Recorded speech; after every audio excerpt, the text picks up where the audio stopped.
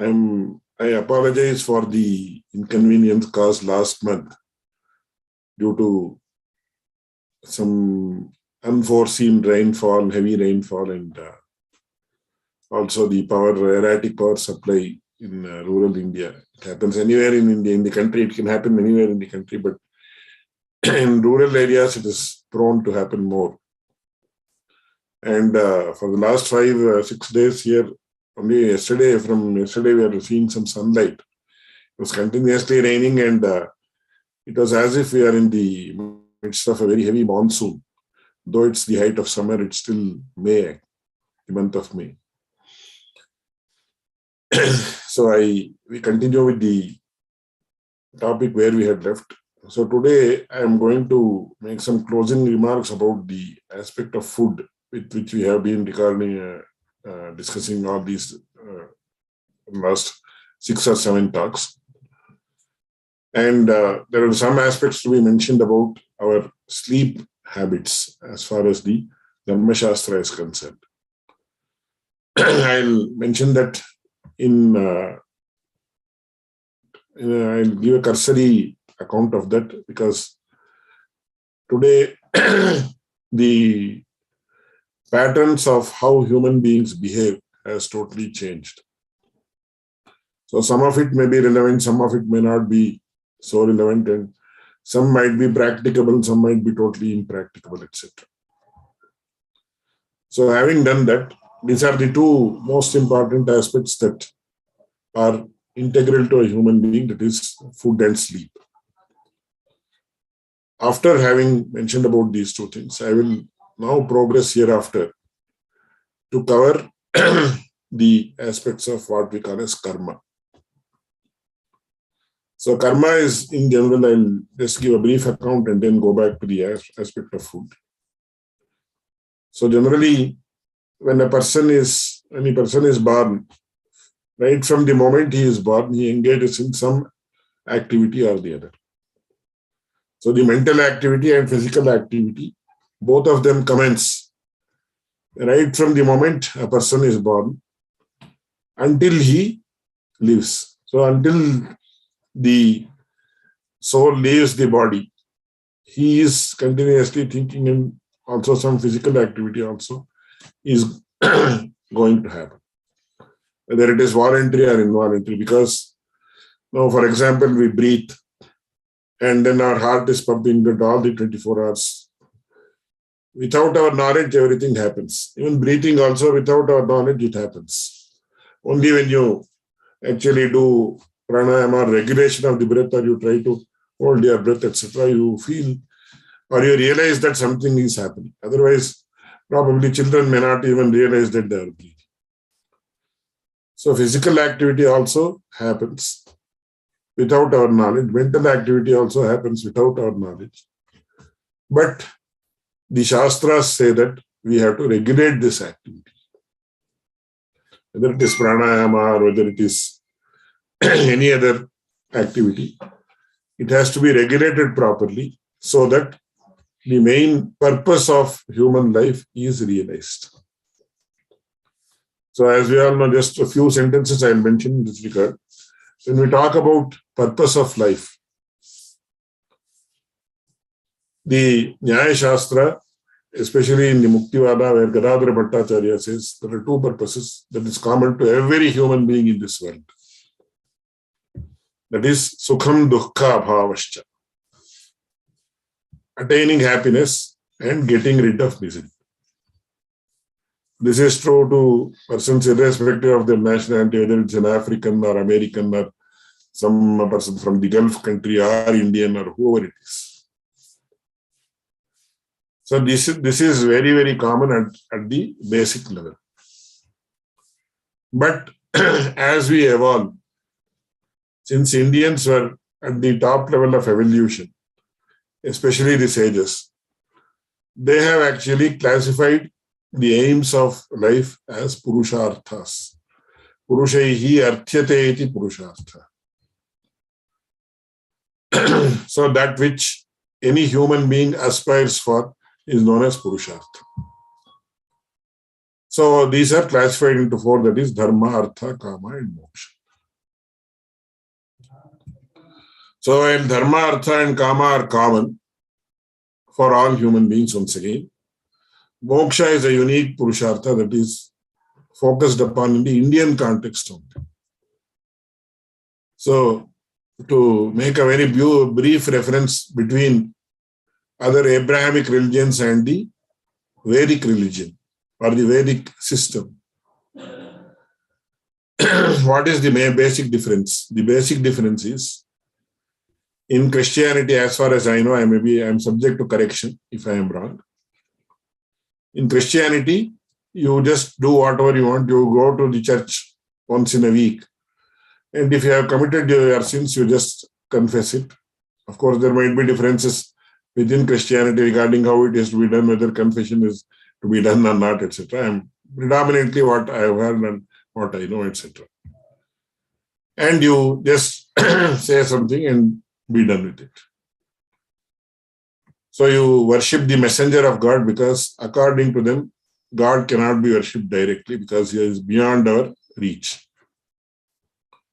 Similarly, in Islam, they have their own philosophy, which I don't know much about authentically. But the Vedic tradition or the Vedic religion is the only tradition where each and every person is entitled to have realization, or what we call as Atma Sakshatkara. So that's why our seers say that every human being is entitled to attain Atma Sakshatkara and then attain moksha. Whatever moksha means, because there are several interpretations. But one aspect is for sure. Every philosophy, every system of philosophy, whether it is Nyaya philosophy or Advaita or Vishishta Advaita or Dvaita, all these philosophies concur on one very important aspect, that we are rid of our miseries in a permanent manner and in a complete manner. So that is what is said as Ekantika Atyantika Dukkha Nivrittihi Moksha. Because as Shankaracharya very beautifully says, Punarapi Jananam, Punarapi Maranam, Punarapi Janani Jathare Shayanam, Iha Samsare Bahu Dustare Kripaya Apare Pahi Murari. Though we may, when we are young and we are very energetic, when we are in our youth, we may not feel that this is binding. We are bound by certain things because almost everything happens according to what we wish, what we imagine. But only after a particular stage in life, we feel, oh, this is not happening. This does not happen according to my expectation. Somebody says something which we don't like, etc. Many things happen which we never expect. And we are forced to face the reality.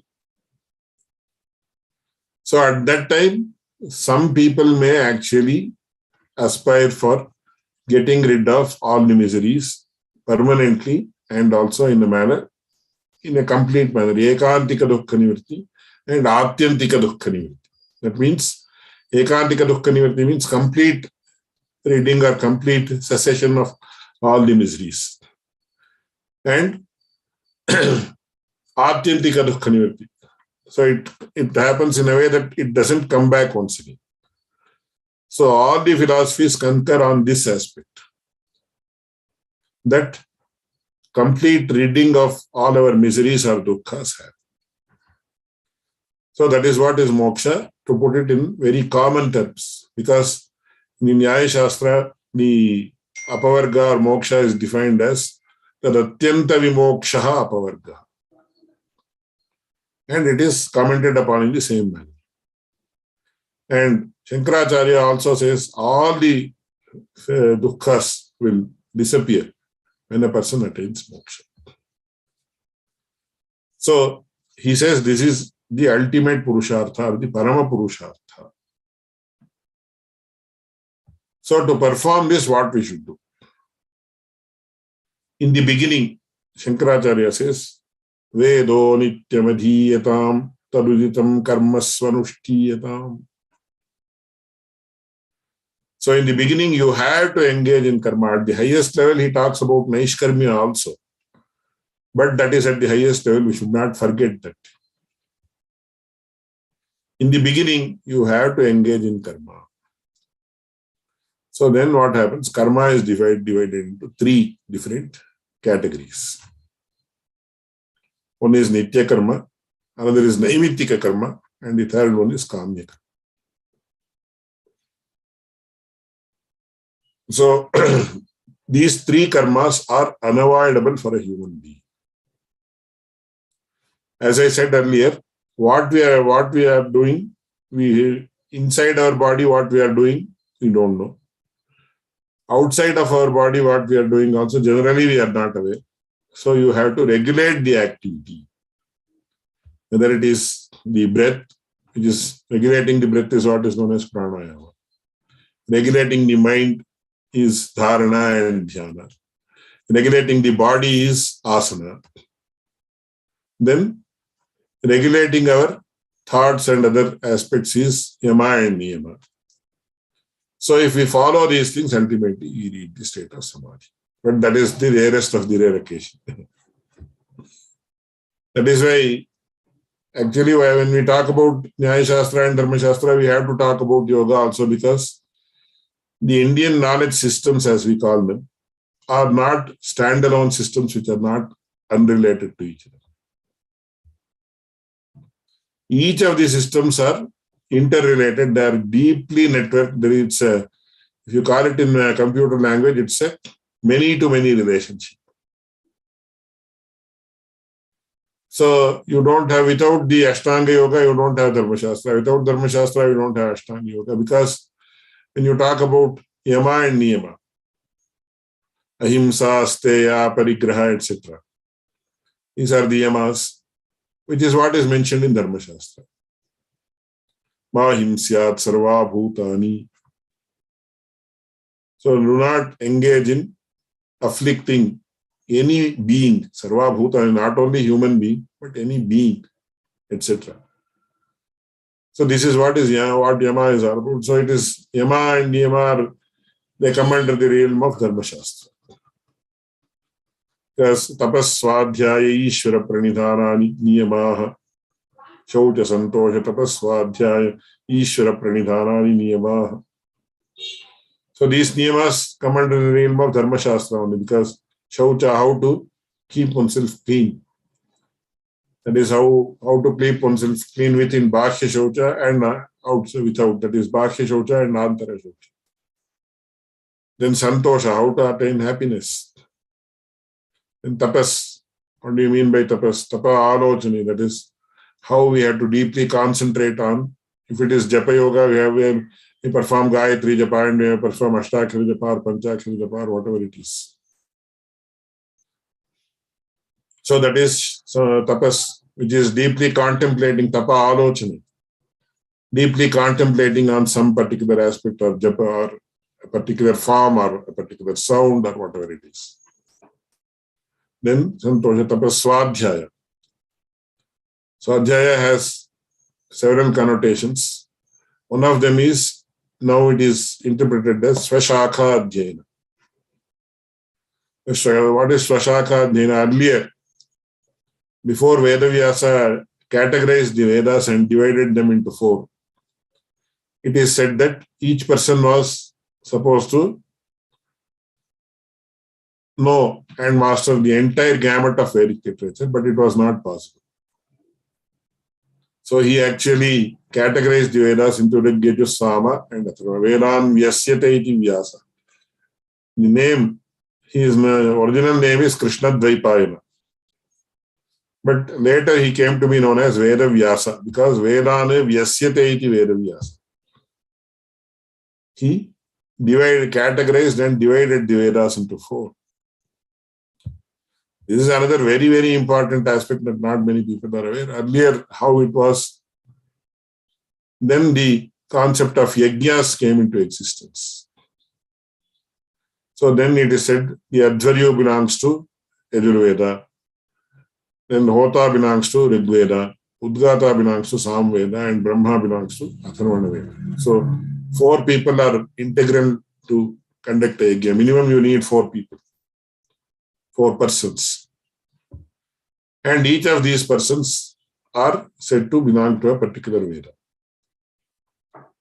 So the concept of yajnas came into Vogue, and then to perform these yajnas, you require 4 people, 4 types of people, that is Hota, Udgata, Advaryu, and Brahma. So it is said these 4 people were assigned to these 4 Vedas, or these 4 Vedas were assigned to these people, vice versa. And then they performed their tasks. But even when this system, so we see that even in our life, in our family, in our everywhere, a particular system is in work for some years. Or if you take a company, for example. So a person starts off as he is a vice president in something. He's an ordinary worker, then he becomes a manager, then he becomes a senior manager or whatever, then he becomes a vice president, then he becomes a board member or something, whatever like that. Then they say, now we are restructuring because the scenario has changed. So now I'll look after this, you look after that, you look after that. Then they'll change the systems in the company because as times change, you have to keep abreast. Similarly, times have changed over the last millennia, through 2 or 3 millenniums. So then you had, after this, you had each one person doing adhyayana of his own shakha. So we say, I am Yajush Shakha Adhyayi, Sama Shakha Adhyayi, Rik Shakha Adhyayi, etc. when we do the Abhivadana. It is common to all Brahmins. So that is known as Swadhyaya. But it is mentioned in the later works that when that also could not be done, it is mentioned, suppose one person will say, I'll just chant 1 sarga of Ramayana every day. I'll chant Vishnu Sahasranama every day, I cannot do much. Even my guru used to tell, even that can be considered as Swadhyaya. So it is not limited to the Vedic text alone, because times have changed so much. So without expecting anything in return, if you learn a particular text that belongs to the Vedic tradition, suppose one person will say, sir, I cannot do, I am very much enamored about Lalita Sahasranama, so I'll do that only. Right? So without expecting anything in return, out of devotion to God, you do it. There is nothing wrong in that. That can qualify as Swadhyaya. Or some person will say, I am not interested, I'll just chant Mukundamala, that is, I am enamored by that. That is also fine. So engaging in chanting of some devotional literature which belongs to the Vedic tradition. Then you have Ishvara Pranidhana or Dhyana or whatever you call it, meditation. It includes puja and several other types of things which we do. So coming back to the aspect of karma, you have Nitya Karmas, Kamya Karmas, and then Nitya Karmas, Naimittika Karmas, and Kamya Karmas. So Dharma Shastra talks about all these 3. So what is Nitya Karma?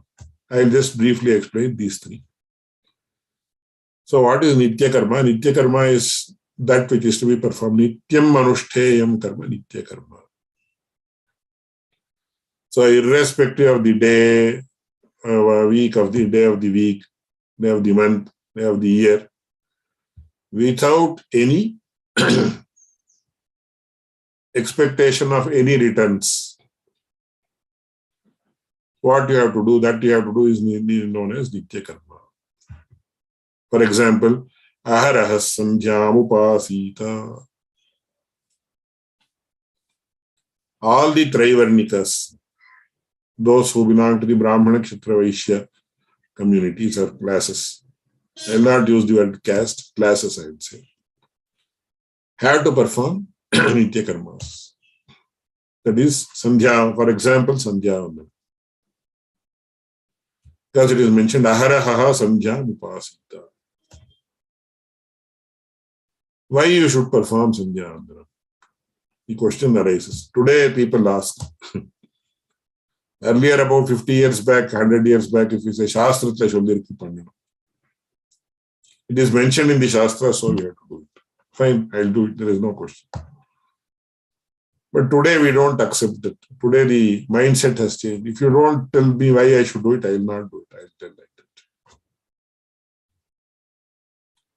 So, of course, you can ask questions. There is nothing wrong in asking questions. Why it was mentioned as Nitya Karma also is another question. So, in this regard, it is very interesting to note that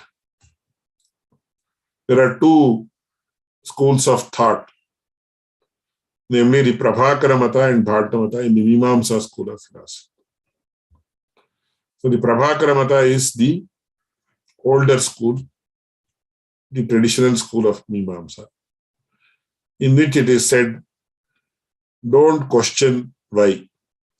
If it is mentioned in the Vedas, it is like the order of the Supreme Court. You should not question it, or it's like the order of a commander-in-chief in an army. So if he says, if the commander-in-chief says shoot, you have to shoot, that's all.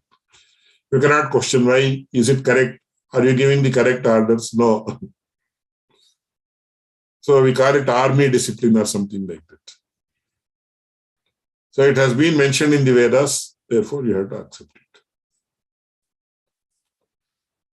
In this context, it is very interesting to note that Ramanujacharya says, Mata Pitra Sahasrebhyopi Vatsalataram Shastram. Shastra means the Vedas, because Vedat Shastram Param Nasti, Veda Shastrat Param Nasti. These are the quotes. Shastra primarily refers to the Vedas. And Mata Pitra Sahasrebhyopi Vatsalataram Shastram. So the parents are thinking about their children and their welfare.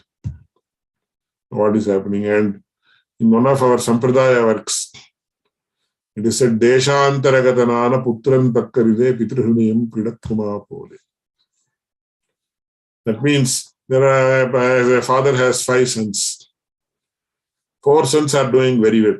So one person is a doctor, another person is an engineer, another person is a lawyer, another person is an architect. They are all earning very well. They have families, they have children, they are all doing very well. But one boy is not doing well.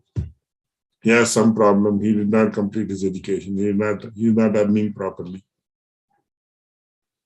So though 4 children are doing well, the father will always be thinking about the one son who is not doing well.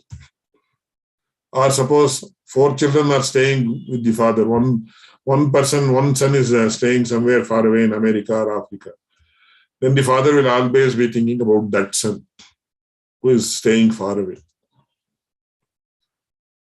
So it says, Deshantaragatanana putran pakkaride pitrahridayam kidakkuma. So that means what? Parents are always interested or worried about the welfare of the children. So this is the nature of a parent. But the Vedas, he says, Mata Pitra Sahasrebhyopi Vatsalataram Shastra. The Vedas are more concerned about our welfare, more than 1,000 parents put together. So therefore, if something is mentioned in the Vedas, it is mentioned purely from the point of view of our welfare. So follow it without question. And another important aspect is, even if you question how much can you understand the answer. Suppose we go to a doctor. You will just give when he prescribes a medicine, he will say, you are having this problem, you take this medicine and you will be all right. You may question how this works, etc. And he may give you an answer in 2 or 3 sentences. And you say yes, and we take the medicine and we get rid of the disease. But if you question deeply, can the doctor explain the entire anatomy to you in few minutes? He cannot do it, and even if he is ready to do, are you ready to listen to it? So you have to have belief in the doctor and just take the medicine. That is the Prabhakara school of thought, the Prabhakara Mata. But Bharata Mata is little more logical, in the sense that it says, see, if you don't perform Sandhya Vandana, you will become a Siddhar. Because you have transgressed the order of the Vedas. You have transgressed the rules laid down by the Vedas because you have not performed Sandhya Vandana. That means you will attain sin or papa if you don't do it. So if you do it, so that is why it is Bhartamata mentions, if you perform Sandhya Vandana, what happens? Nothing positive happens. Assuming that, of course, several positive things happen. But assuming that nothing positive happens, even then you have to do. But if you don't do, what happens? You will be a sinner. So when you perform, you will be avoiding that sin, which would have occurred to you if you did not perform Sandhya. So pratyavaya pariharaha phalam. That's what the Bharata school says. That may be more appealing to people who are more logical. But ultimately, both the schools say, obey the Vedas, obey what is mentioned in the Vedas. So these are nitya karmas that you have to perform without fail, without any gap. So today I am very tired, I will not do. No, that's not possible. You have to perform them, you have no other option. So this is one group of karmas. So that includes Sandhya Vandanam. It may include several other things depending upon the systems we are following. So when we actually put a new yajna pavita, we say Shrauta Smarta Nitya Karmanusthana Yogyata Siddhyartham. So as Brahmins or as Traivarnikas, every person has to perform Shrauta Karmas and Smarta Karmas. So what is Shrauta Karma? Shrauta Karma is that karma which is ordained directly in the Vedas or the Vedic texts. Then you have the karmas that are ordained in the Smritis or the Smriti works. Then you have the karmas that are ordained in the Purana works. For example, several vratas are there. Nitya vratas are also there. Naimitika vratas are also there. So you have Mahagana Siddhi Vinayaka Vrata, which is to be performed on Ganesh Chaturthi. You have some other vrata that is to be performed on Gauri festival. You have some certain other vratas that are to be performed on the Jayanti or Janmashtami. Some people call it referred to as Sri Jayanti, some people refer to it as Janmashtami. Then on the Simha Chaturdashi you might have some vratas. Then you have some on some other day. So these vratas are all ordained neither in the Vedas nor in the Shrutis nor the Smritis, but in the Puranas. So we have adopted them also. Then you have some people may perform Ananta Padmanabha Vrata. Several vratas are there. And then for ladies you have so many vratas. Vata Savitri Vrata, that vrata, that. So among the vratas also, like I said, you have Nitya, Naimitika and Kamya. So Nitya vratas are, so there are several Nitya vratas. That is, Nitya literally means eternal, but in this context, Nitya karma doesn't mean eternal karma, but that is to be performed daily, irrespective of the day, date, or any other aspect. Then you have what is known as the Naimitika karmas. So, once again, in this also you have categories like what is mentioned in the Vedas. The Vedas, when you talk about the Nitya karmas and Kamya karmas, so this is Agnihotra, etc. Then a Nitya Agnihotra also is there. Then Naimitika Agnihotra is there. Darsha Purnamasa Abhyam Yajeta. So, if a person is engaged in the Shrauta system, where of course, even today we understand that there are some Nitya Agnihotris in Andhra and some other places. I have not seen them directly. So every day they perform the Agnihotra, but on Darsha Purnamasa, that is the full moon day and new moon day, they have to perform some special karmas. As it is mentioned, Darsha Purnamasa Abhyam Yajeta. Similarly, in the Smriti works also, on Amasya day you have to do this, on Purnima day you have to do this, etc. I will mention. Suppose there is a Grahana or there is a eclipse. During the time of Grahana, certain very important rules have been laid down, like Pitratarpana, etc. So these are the Naimittika karmas which are to be done on a particular occasion or nimitta. So we call it as Naimittika karma. Or as I mentioned on Siddhi Vinayaka Vrata or this Vrata, that Vrata, which come on particular days. For example, Shravana, this Bhadrapada Shukta Chaturthi is Siddhi Vinayaka Vrata. Then some Chaturdashi is Ananta Chaturdashi, they call it. Then you have Shravana Shuddha Purnima, Panchami, Nagara Panchami. So some Vrata is that.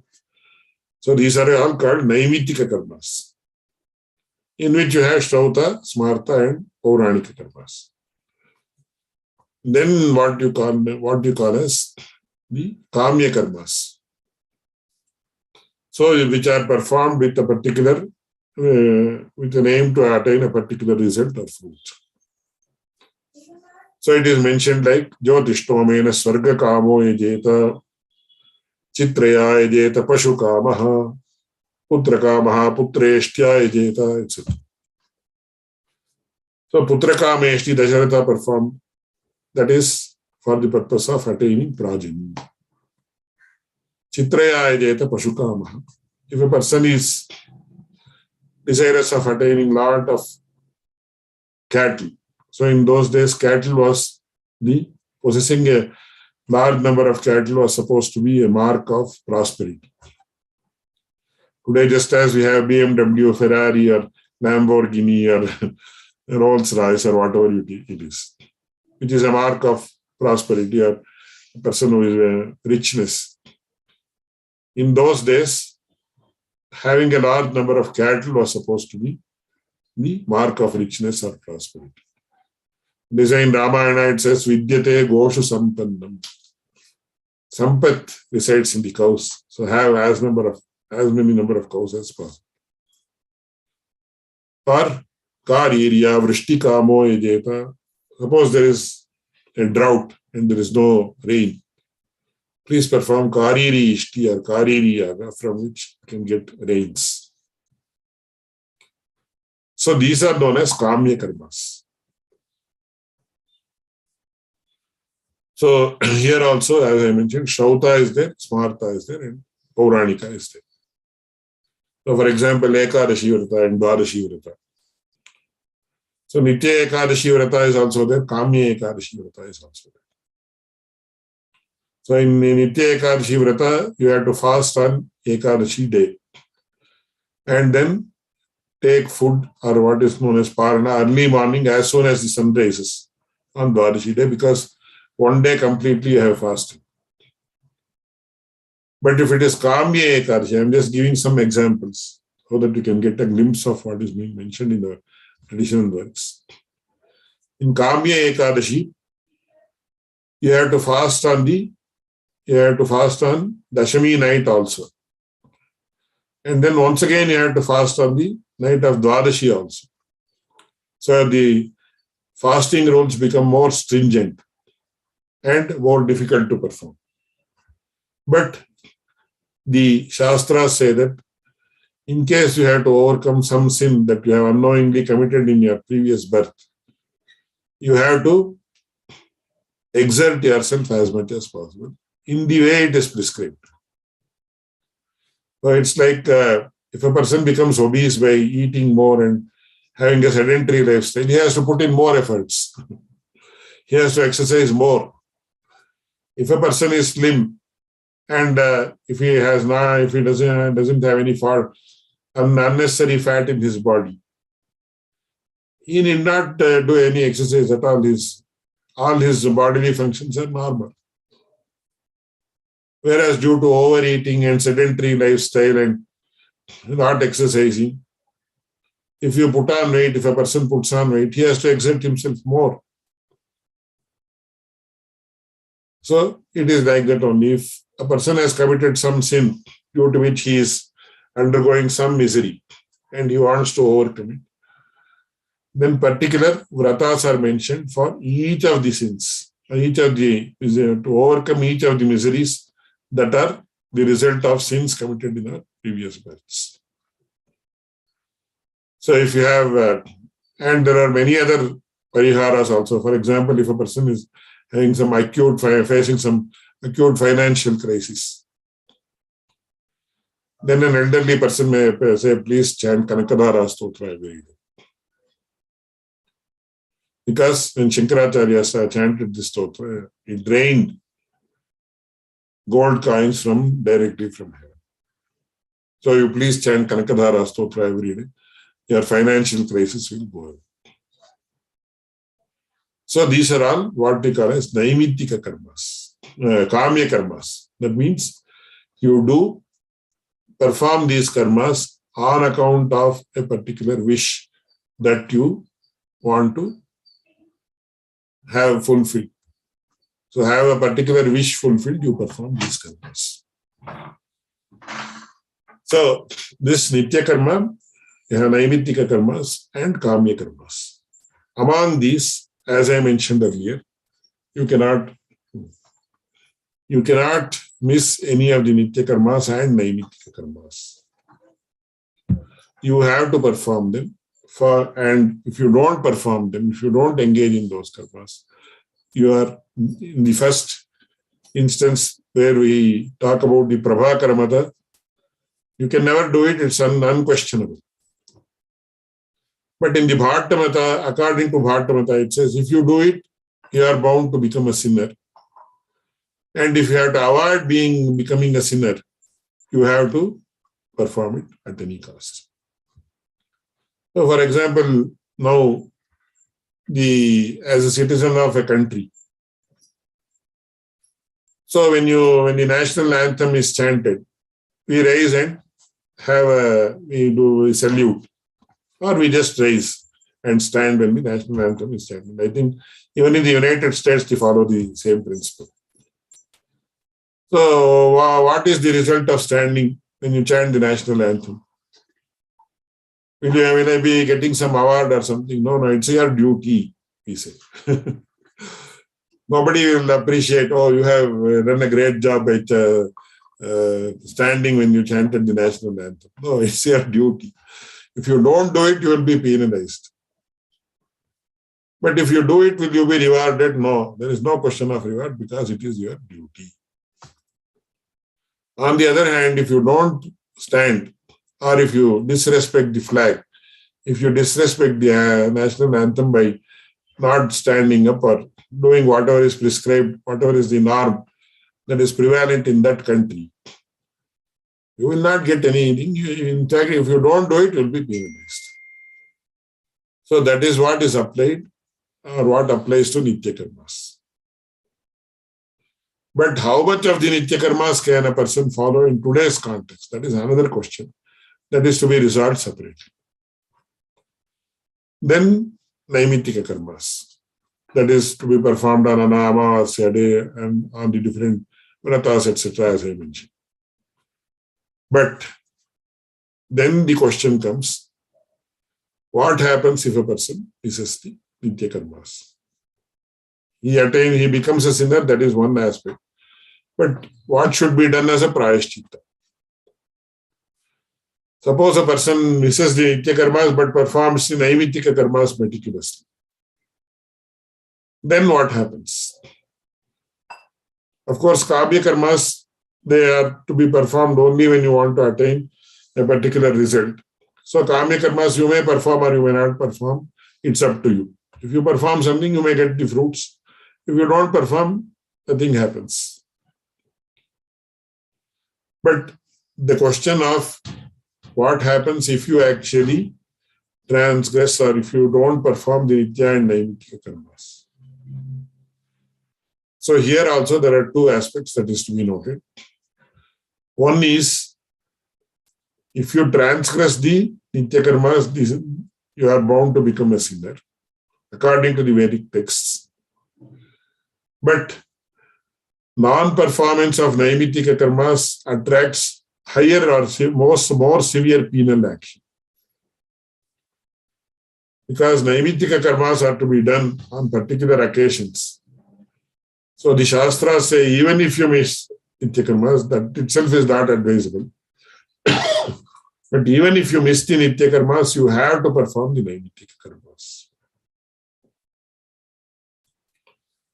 And non-performance of naimittika karmas attracts more penal action. So if it is Amavasya day and in your tradition the performance of Pitru Tarpana is mentioned, please perform that without pain. Even if you don't perform Sandhya, please perform Pitru Tarpana on Amavasya day. If it has come in your tradition.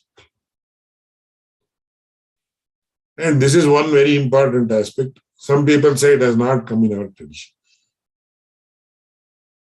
So there also you have to use your discretion, because is there any legitimate cause due to which your parents or your grandparents are not following?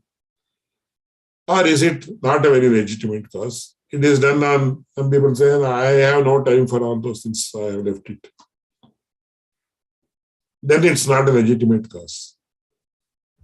Because in Manusmriti it is very specifically mentioned, Yena yatastu pitaraha, yena yatah pitamahaha, tenaiva tu patha gacchami, satam lokan narishyati. So if you don't know the significance of a particular karma or event that is to be performed, then what you should do? You follow your parents. You try to follow your grandparents. So even without thinking about the logical reason behind the karmas, you just even blindly follow it. There is nothing wrong in blindly following certain things. Then also you will attain fulfillment. Yena yatastu pitaraha. So the path that was followed by your fathers. Yena yataha pitamahaha. The path that was followed by your grandfathers or grandparents. Tenaiva tu patha gacchami. A person who follows in their footsteps, follows the path that was taken by them. Satam lokan narishyati. So he will attain fulfillment, to put it in a nutshell. So I have a close friend who belongs to a Smarta Sampradaya. He tells me, my grandfather told me, you have Vedas on one side, you have Ramayana on one side. So concentrate on these two works. Don't worry about other works. Do Veda Jena, do Ramayana. You need not worry about other things. I said, that's a wonderful instruction given. And he says, I spend about 3 to 4 hours every day for Vedas and Ramayana. Nothing, I am not interested in any other thing. So if there is a tradition in your family that has come from your grandfather, father, great-grandfather, follow that. So these are all different aspects that one has to inculcate in one's own life, because there are several general statements in the Vedas. Then there are several specific statements also in the Vedas, which you have to adopt according to your requirement, according to the scenario in which a particular person lives, etc. That has to be done with the guidance of an acharya.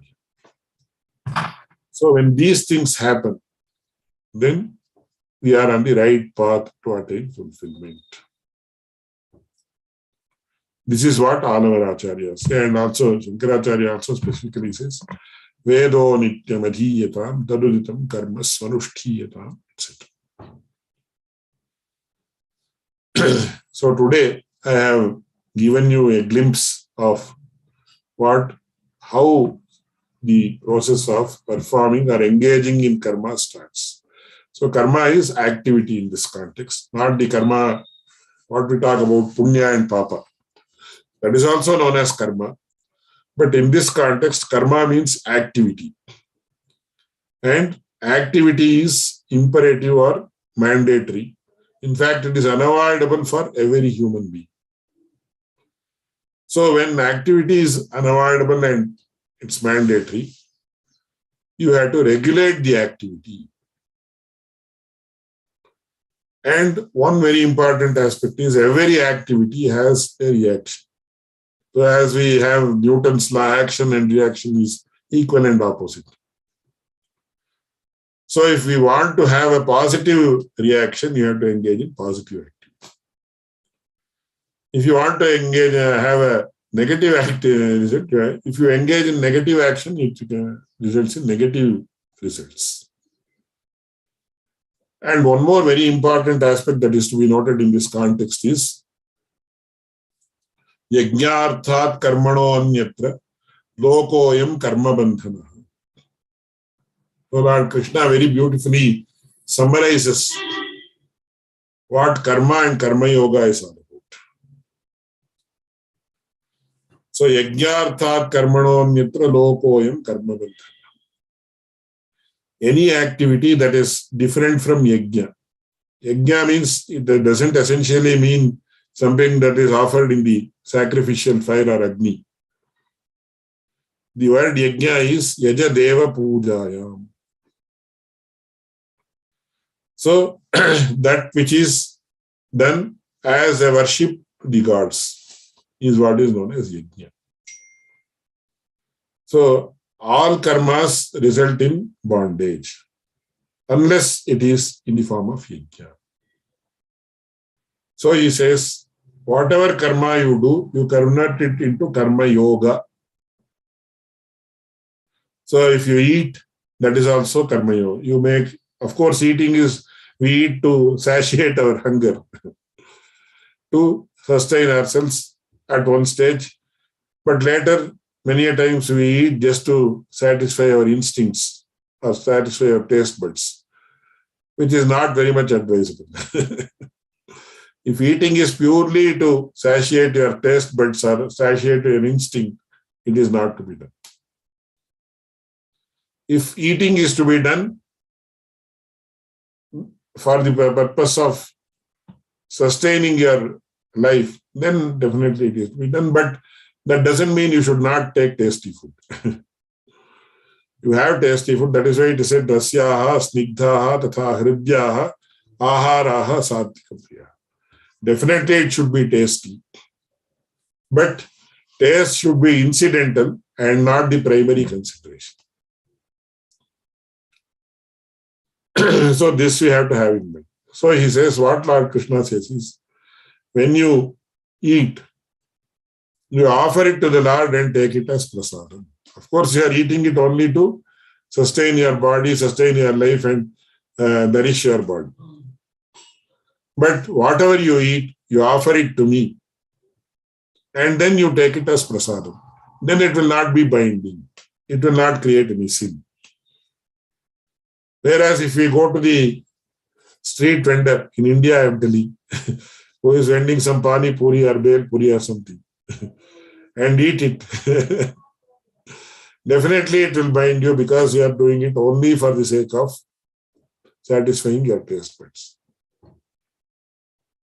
So that is why every thing that we do should be with an intention that it is the worship of the Lord that I am doing. So convert karma into karma yoga. Whatever you eat, whatever you sleep, whatever you do, then it will not be binding on you. That is why even in Sandhya Vandanam, what do we say? I think in the Smartha Sampradaya, we say, Mamo Patta Samasta Durita Kshedvara Parameshwara Prityartham. In our tradition, we say Narayana Prityartham, Bhagavat Kainkariya Rupam. Not much of a difference, though there is some minor difference in the wordings. So we say, as a service to the Lord, I am doing it, which is once again karma yoga. Or Parameshwara Prityartham, out of affection for the Lord, I am doing, once again, that is also in the form of a yajna. So that is why the yajnas are classified into dravya yajnaha, tapo yajnaha, bhuta yajnaha, swadhyaya jnana. Out of which jnana yajna is supposed to be the highest. But that is at a very later stage. In the beginning, it is dravya yajna, etc., which like sandhyavandanam, etc. So ultimately what happens, whatever food you have, whatever sleep, whatever activity you do it as a karma yoga, which is not binding. Otherwise, it binds you and it once again you are in the throes of what we call as samsara. So this much I'll conclude at this stage today. So I hope I have given a glimpse of what karma is all about, which is unavoidable for human beings. And what is mandatory, what is not mandatory, how it is to be performed, etc.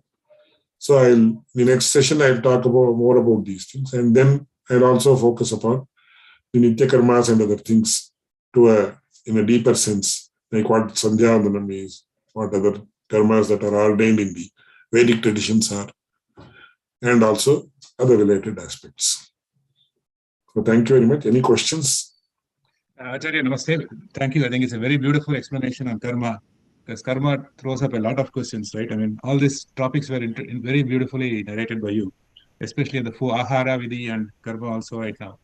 I think I will ask Dr. Jammunathan today, in the absence of Soma, to have any other questions, and Subramani Dikshit and others who have any questions, please raise forward and ask your questions. Thank you. Thank you, Alwar ji. Very nice about the Nitya Nayamitika Karmas and even the classification of the Shrauta Smarta Purana Karmas. Hopefully we will get more enlightenment as we go, but there was a very wonderful introduction, at least giving a bird's eye view of what is there and what we have to do. And thank you for enlightening us all. Most welcome, and I am very happy to be sharing what little I know with this very evolved group of people. So I feel very happy when I actually interact with all of you. It's a great pleasure. Evolved. You call seemingly evolved. So even our acharyas say, even when you appreciate something which is mentioned in our tradition, it means you are evolved. Only evolved persons can appreciate profound things. Otherwise, how can you? And that particular sloka, I liked it very much, that Matru Pitrebhyo Sagastra Vatsaladaram Shastra. Vatsalataram Shastram. That's what it says. Alwar Mohodia, thank you again for the insightful session. I had a question related to the karma in general. So you mentioned that there is a penal action if one does not perform nitya karmas or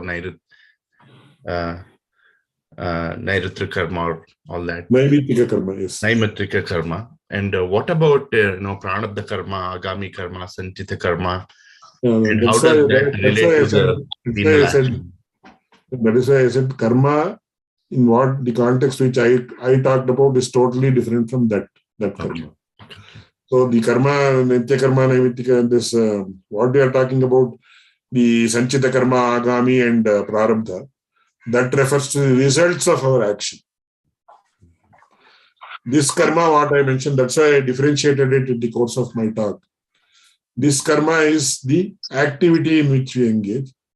That karma is the result of the activity that we engage. That is punya and papa in general. So punya and papa together are given the name karma, which results from our activities. Okay. So in this context, this karma is the activity itself. Nitya karma, naimitika karma, kami karma is the activity itself. So as a result of the karma, another type of karma exists. But it is confusing, I'm sure, because the same name is given to these two different aspects. So that karma is the result of the activity. This karma is activity itself. Okay. That we will be talking about later. The penal action you mentioned, the penal action, how does that? That is papa. It is part of karma only. That is punya and papa together are also called as karma. So in that you have Sanchita, that is Prarabdha Karma, Sanchita Karma and Agami Karma, in the sense. Now, there are, what happens when you take this body, and when a soul becomes associated with the body, which is called as birth.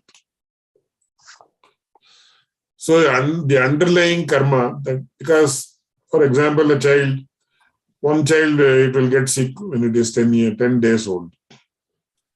Or when it is 3 years old, some people will have no problem at all during their childhood. So like that, several events happen. One person's father dies when the child is 8 years old or 10 years old. Some person's father may live until this person is 70 years. He may live for 100 years, etc. So many, each person's karma is totally different. Mm-hmm. And that the karma that we perform will come to us only. There is a very beautiful statement. Yatha dhenu sahasreshu vatsaha vindati mataram. Tathaiva swakritam karma, etc. I don't remember the...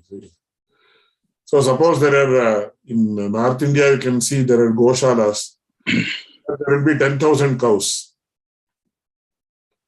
But when a calf is of one of the cows is released from its den, from its wherever it is stationed, among the 10,000 cows, it will go and approach the mother cow only. So who has taught it? Or who has trained it? This is your mother who has introduced it. Nobody has introduced. It is its instinct that it will approach its mother only even when 10,000 cows are there. Similarly, my karma will come to me only. I cannot share any karma with anybody. Nobody else can also share any karma with me. So the karma, that is the result of the activity that has created this body and that is dictating all the events in my life, is known as prarabdha karma. That means, prarabdha means it has already started to yield fruits. Then you have sanchita karma. Sanchita karma is that you have acquired over a period of time. It's like your bank balance. So I will give a modern example. Don't mistake me. Suppose you are getting a salary of $10,000. So this $10,000 you will actually spend. So I am spending $2,000 for rent, $1,000 towards groceries, $1,000 towards petrol.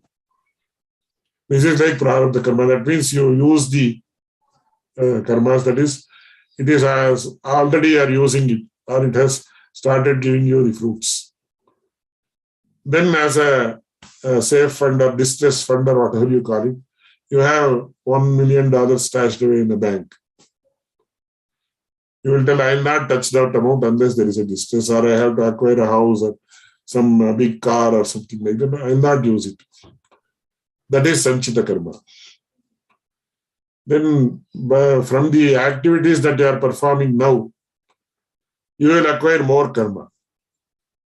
That is known as agami karma. That is the karma that is going to accrue later. Once again, now you are earning. You will say, now I am every month I am eligible for so much pension that I will get after my retirement. So that is agami karma. That is the karma that is going to be accumulated by you. So these are the three karmas that are the results of the karma that is performed. So both the means and the results are known by the same word called karma. So this should not be confused with that. Namaskaram. I had one more question. I think I had also, messaged you, if you remember. You talked about, making some sacrifices to get rid of some of the sins. So in that context, some people, they give up some types of food. In general, I think it's mentioned that annam, compared to annam, 10 times more pushti is flour, and then 10 times more than that is milk, and then 10 times more than that is mamsam. So there is a hierarchy. They talk about the pushti, or the value of that food, calorific value. In this case, sometimes people give up some food. I won't eat this, I won't eat that. I was just wondering if you give up, say, milk, or this type of flour, Does it connect with any type of particular sins that you can get rid of? Is there any thought you can share? So it is done more in the sense of what we call as prayaschitta or atonement. It's done in two ways. One is it is done as prayaschitta or what we call as atonement for. So if some, so for example, there is a Shravana Vrata or something is followed, where they don't actually use salt on the Shravana, day of Shravana or the Shravana Nakshatra. So if a person is undergoing some severe problem, so the Shastras, it might have been mentioned in particular work, in some Purana or the Smriti works, that if you have to overcome this, you please give up milk. Because as you mentioned, as the grade progresses, flour, milk, etc., the aspect of enjoyment is more. So the sense of pleasure you experience when you have very good milk, which is having this saffron and badam and other things, you feel a sense of exhilaration or rejuvenation. So it is more when you consume milk, when you probably for those people who eat meat, they will have a sense of exhilaration when they eat meat. For those, of course, since we don't eat, vegetarians may not have that experience. Non-vegetarians, definitely they will have some pleasure when they have consumed meat, or if people are have the habit of consuming alcohol, definitely they will have a sense of pleasure. So the Shastras say when you have to overcome the results of some sin, you have to give up objects of pleasure. So even in the Vedas, when a person is supposed to be a brahmachari, when he is supposed to be studying the Vedas, he has to adhere to certain very severe austerities. That is the right word. Austerities that, like, he should not sleep on a cot. He should not sleep he should sleep on the bare floor, etc. So I give the example of, now if you have to become a football player, soccer player, you have to adhere to so many rules. You have to exercise for 6 to 8 hours a day, and do weight training, you have to do that, you have to do this, so many things. And your diet is also severely restricted. Similarly, I read somewhere that if a girl has to perform in a beauty contest, specific food restrictions are there. She cannot eat as any other person, because she should be very careful of acquisition of fat. So to attain something profound, you have to give up something that is pleasurable. This is the general principle. Whether it is tennis, or whether it is football, or whether it is spiritual attainment, or something to do with overcoming your previous sins. So, as I mentioned in the course of my talk, if a person is obese, he cannot have foodstuffs that are having oil content or ghee content, fat content. So what you are telling is akin to that. Thank you. I hope I have answered your question. Yeah, sure. Thank you. Yes. Right. I think we can wrap up over here. So next month it will be June 22nd, I think. So I'll send you the invitation. Yes. Namaskara.